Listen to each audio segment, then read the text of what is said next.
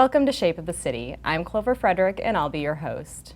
January is a time to make resolutions, try new things, and look forward to a brand new year. For some of us, we set a goal of healthier living, including more exercise. Dave Mlnarik, the Executive Director of the Nebraska Sports Council, is here to tell us about some local events and challenges that will help get us on the right track to starting to be more active. Thank you for joining us today, Dave. How are you? I'm great, thank you. Good. Now, so tell us, what is Nebraska Sports Council? What's its mission?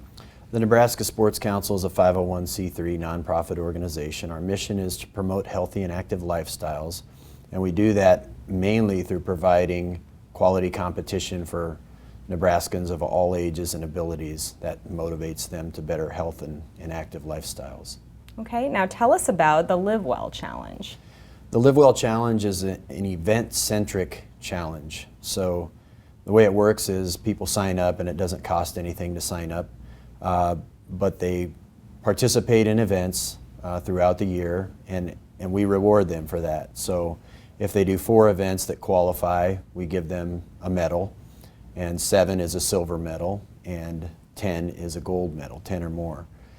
And the point is, as we've seen over the years with the Cornhusker State Games, our mud run, our pumpkin run, that oftentimes participating in an event is a great catalyst for people to adopt more active lifestyles. So the idea of tracking these events and having people participate throughout the year, we believe will lead to folks adopting a healthier lifestyle. Good. Now, what would you say to our viewers who are, say, a bit out of shape and considering this challenge? Well, I would say to check our website. It's livewellchallenge.com, and read about Chris Huey. Chris is a worker at the Omaha YMCA, but herself, she was not in great physical shape.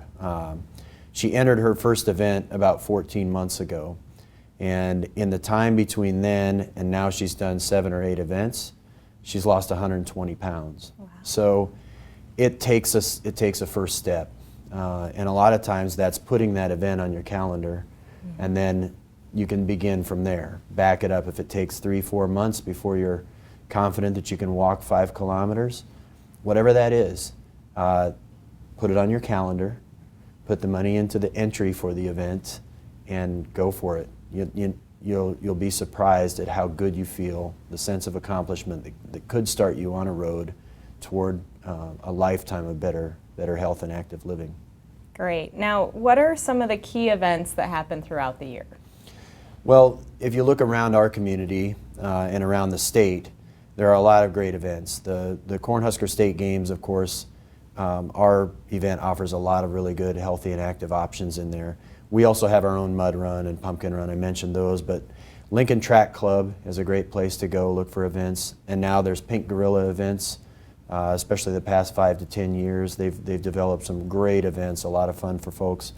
The Omaha Running Club has a full calendar of events as well, and those are kind of the featured events on our Live Well Challenge calendar. Now, what does it take to put on an event like this? Well, if you're talking about the Cornhusker State Games, it takes a lot of help. And what I'm talking about mainly is volunteers and sponsors. So when we start planning our event for the year, it really comes down to having a whole lot of committees, and almost all of our 60-plus sports are run by committee. So we have to find the right people in leadership positions for those committees, and then give them what they need to succeed, which is, from our standpoint, we do a lot of marketing. We help them recruit additional volunteers that can be their foot soldiers at the events. And then, of course, the business community pitches in and provides funding support for our operation so that we can help these leaders plan throughout the year. And in the end, the third weekend in July is typically, it's very well run. And we're blessed to have a lot of folks that have come back year after year after year. And so when you don't have to put the whole puzzle together every year, it really is a lot easier to make it happen. Mm-hmm. Now, on a personal level, what do you get out of seeing these events come together? Well, I'm an entertainer at heart, I suppose you'd say. Nothing makes me happier than seeing people laughing and smiling, and when it's part of something that helps people be happy and feel a sense of accomplishment and a sense of belonging. There's such a social aspect to events like the Cornhusker State Games. That's where I think I get my personal fulfillment, is just seeing other people be happy. Great. Now, where can somebody go to learn more information about the Nebraska Sports Council, either an event or how to volunteer, how to sponsor? NebraskaSportsCouncil.com will take you to all of our events, programs, the opportunity to volunteer, to donate, to participate as a sponsor. It's all there at NebraskaSportsCouncil.com. All right. Well, thank you very much, and thanks to Nebraska Sports Council for encouraging people to get active. Thank you for having me today. All right. Now, when we return, we're going to talk about how to keep kids active all winter long. Those new green markings on N Street are part of the state's first cycle track from 23rd Street to Arena Drive.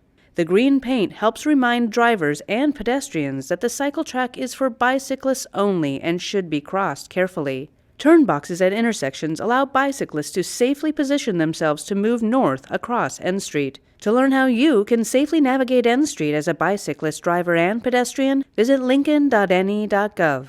Keyword N Street. Welcome back to Shape of the City. I'm Clover Frederick, your host. It can already be a challenge to keep kids active, but then add the fact that it's utterly freezing outside. What is there to be done? We've brought in a couple of pros today to discuss ways to keep active and healthy during the long Nebraska winter. Joining me is Matt Avey, the curriculum specialist at Lincoln Public Schools Physical Education Department, and Michelle Kiddoo, the health and wellness director for the Northeast YMCA. Thank you both for joining me today. Thanks for having us. All right, let's start with Matt. Tell me about physical education in school and what it looks like today and how it's changed. Sure.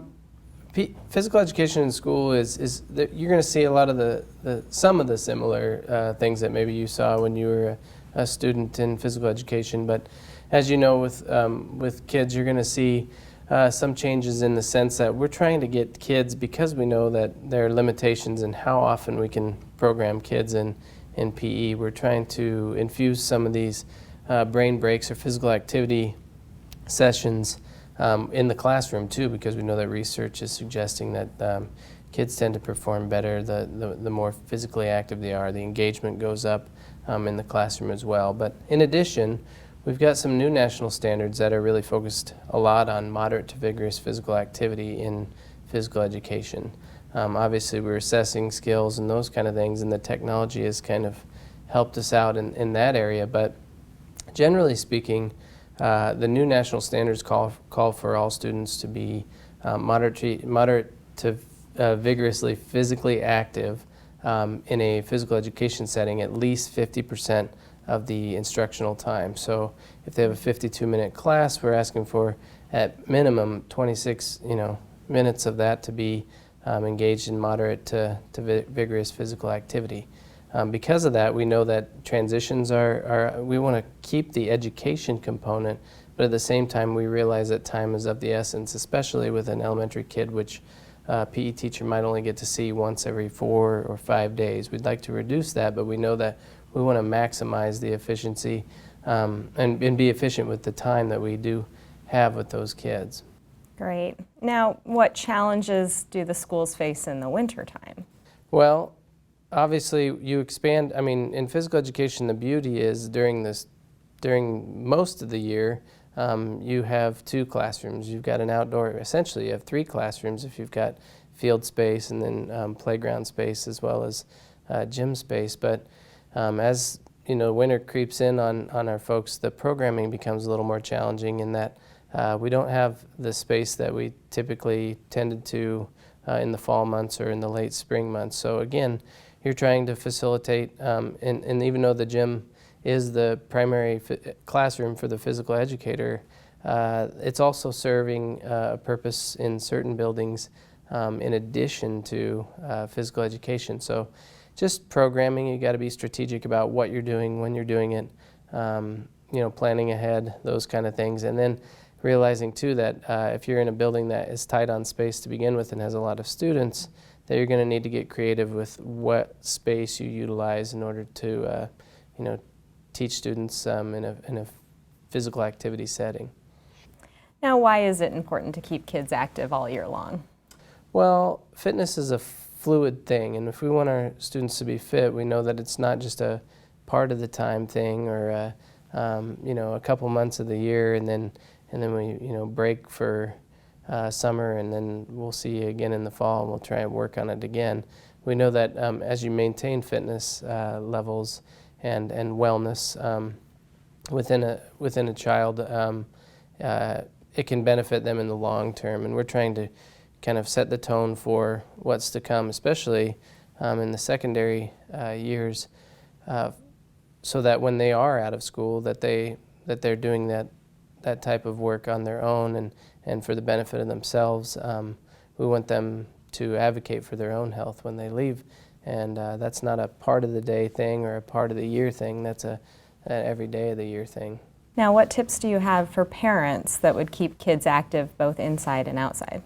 Well, I think, the difference between a home setting or a school setting is, when we're in a school setting, we get kids out quite a bit. I think, today, if it wouldn't have been so sloppy, I think you would see kids out in this type of a temperature on the playground during recess time, simply because if they're layered up, we know that it's healthy and it's beneficial for them to be outside. But if it's just too cold, some tips include, I know you're going to talk a little bit about screen time, but sometimes we can utilize technology to our benefit if it's actually promoting physical activity. There's certain applications out there that actually will limit screen time and give kids a brain break in between their little game that they might be playing on the computer or what have you, that parents can utilize to get their kids engaged in some physical activity indoors. But in addition, I would say just use good judgment, but the typical layer up, get them out there, and join in. I think that's another piece. Rather than just push them out the door and say, I'll be warm and toasty inside, but go outside and play with your kids. So that actually leads me right into my next question about how important it is for parents to be role models to their kids in this activity. What can parents do? That's a great question, and it is important. But engage your kids in play. I think a lot of times, the less we see kids engaged in play, the less maybe they know how to do it. It is something that we could even teach or model in that particular case. So rather than just say, hey, here, do this, or here, plop down in front of this screen and I'll be doing other things, engage your kids by participating with them. That's one tip, and it is critical for parents to provide that role model in physical activity for their kids. Very good. Now let's switch gears and talk to Michelle for a little bit. What is the winter like at the YMCA? Well, as we all know, we have New Year's resolution people, so it does get a little bit busier, but most of our facilities are fairly big and can handle a wide, vast majority of the people, and we love when families come to our facilities because there are things for them to do together, but there's also lots of areas at the Ys to kind of find your niche and find your strengths, whether it be the kids who are doing swim lessons, or if it's the family doing family gym, or but lots of different options. And so we like when families do it together. But well, you mentioned a few activities. What are some of the other activities that families can do at the Y? Well, kind of your typical in the facility programs that we have, swim lessons, we have dance lessons, we have gymnastics and tumbling, homeschool gym. Also, out of the facility, there's youth sports, there's Camp Kataki, which they have like a New Year's Eve live, so when it's cold and the kids are on school break and they're getting bored, that's a great opportunity for them to get outside. They do all kinds of fun activities outside, and like Matt said, they bundle up. And there's, Kids Quest that they can do. There's kids night outs when the kids can tell their parents to go somewhere else because they want to hang out at the Y. Family gyms and where the parents can hang out with their kids at the same time, just playing in the gym, just playing and keeping it fun. And we also have martial arts programs, and lots of families interact together and take those lessons. And then our pools are extremely utilized. We have several pools have water slides and our zero entry, which makes it very comfortable for all ages of the family. Yeah. Great. Now, with all of these options available, what tips do you have for parents for choosing trying to find an activity that's right for their child? Make sure it's the child's choice, and that, like I said, above all, just make sure they understand that it's fun, and that the focus is on the child themselves, because we have so many different programs. Hopefully, each child in a family can find different activities to do. Maybe one is older and has finished swim lessons and they want to do swim team. So we have winter and summer swim teams, but they may have a sibling who maybe isn't quite ready for that and just wants to do rec swim. So just making sure that it's the child's choice and that it's fun for them. Okay, good. Now, I know that we're going to have some really cold days coming up, and we just will not want to leave the house with our kids. What suggestions do you have for keeping kids active when we're at home? When you're at home, well, I would say try to get out of the house and come to the Y. We have a little bit bigger area for kids to run around in. We have fun days during the LPS non-school days, so those are kind of fun activities, and you don't just have to be a parent that works outside of the home for your kids to come. But to do in the house, like Matt said, using technology, there's a lot out there that you can utilize for activities. Having jump ropes, just having kind of available equipment, jump ropes and balls, and if you have a basement, clear the furniture and just have fun with it. If parents have the big flex balls that they use for exercise, the kids can roll around on those, and bring some of the things that they've learned maybe in gymnastics or dance, turn on music. That's a great motivator to have a good time. And everybody has, the little apps, music apps that you can pull up kids' music and do the Macarena or do the chicken dance, or any kind of movement is movement and exercise. So just don't sit in front of the TV would be my suggestion. Yeah.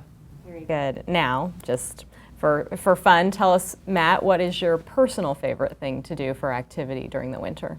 Well, I enjoy going to the Y, actually, and I was talking to my wife last night, and I was talking about winter time versus summertime, and she made the suggestion, I think she's right, is that I'm probably more active in the winter because I go to the Y as opposed to getting my workout and my run in just on the streets. I might get a 35, 40-minute run in on the bike trail in the summer, but that might be it. Whereas if I go to the Y, I might do 25, 30 minutes on the treadmill, and then that's typically not enough. And if you're there already and there's all these other things to engage in, I might go for a 20-minute swim. I might finally lift some weights, which I probably need to do a little bit more of. But those are the things that are beneficial about getting to a facility that is built for bad weather. And so, yeah, that's typically, I think I probably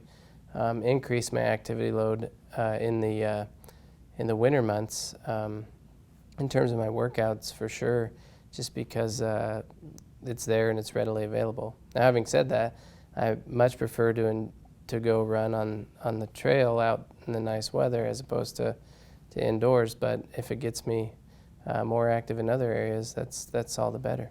Great. What about you, Michelle?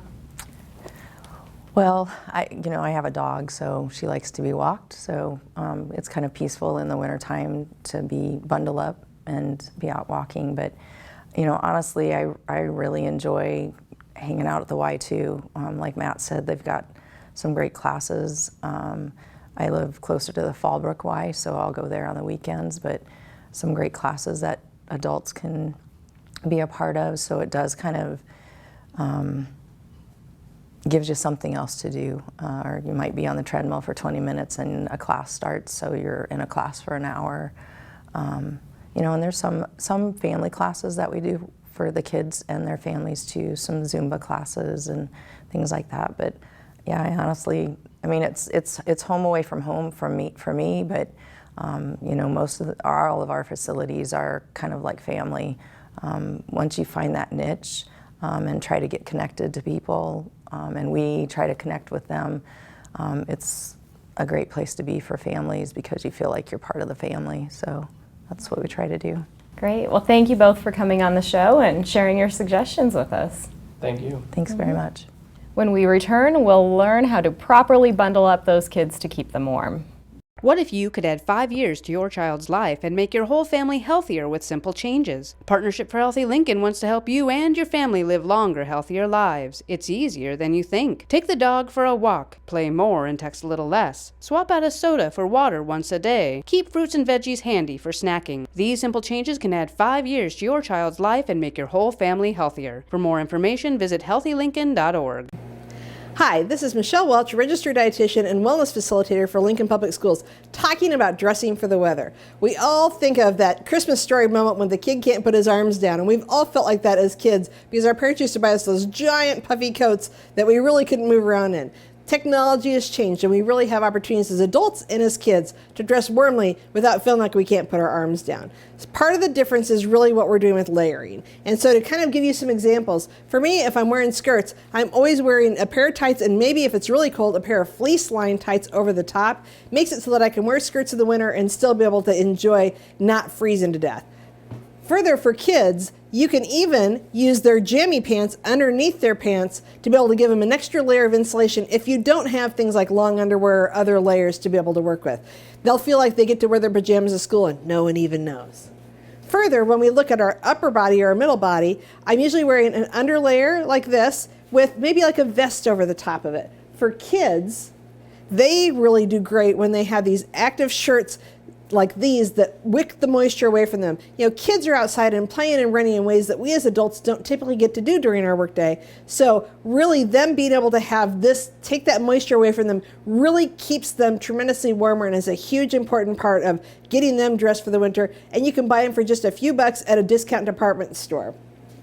Further, again, just like us with a vest, something like a fleece vest or a thin sweatshirt type item can really make a nice difference for them. And then as our outer layer, whether if it's going to be cold for winter, I have like these really super thin, inexpensive, kind of mini puffy coats. Or for the kids, they have these nice jackets where they just are preventing the wind coming through and the moisture. So something that doesn't take a lot of bulk, but that can really still be that protective layer outside these inner layers. For us as adults, as we're getting dressed, if I'm not having to worry about the moisture, I'll just throw on a wool type coat. And then most importantly, I have a scarf or something along that line. And this scarf actually can flip into a hat, or if you have a hat that you like, throw a cute hat on. If you're telling the kids they have to wear a hat, you need to wear a hat too. Make sure that you let your kids pick out their hat so that they're more likely to wear it. You know, hats are an important piece of their puzzle, and kids really struggle against those. So by us demonstrating wearing a hat and them having a hat that they like makes a nice difference. You know, for the fall, these gloves kind of work okay, but when they get to snowball weather, we really need to have a thicker glove that has a little bit more weatherproofing to it. It doesn't have to be super thick, but something that they really feel like they're going to be able to wear, and make sure you put their names on them so they don't lose them at school as easily. Finally, we can't forget about the feet. Wearing a couple layers of socks can make a nice difference and keeps you from having to have quite as much puffy insulation.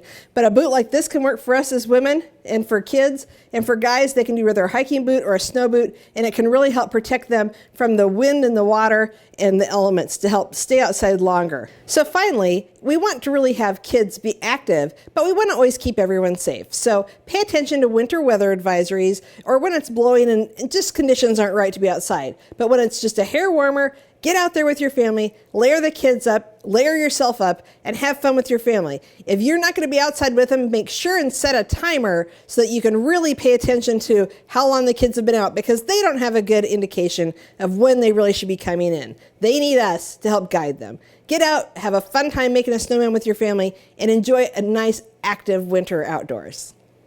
Shape of the City is dedicated to helping Lincoln stay informed of health and wellness topics and events. Visit our calendar at lincoln.ne.gov, keyword 10health. If you'd like to see your event covered, email us at 10healthlincoln@gmail.com. Thanks for watching. Until next time, get active, eat healthy, and stay informed.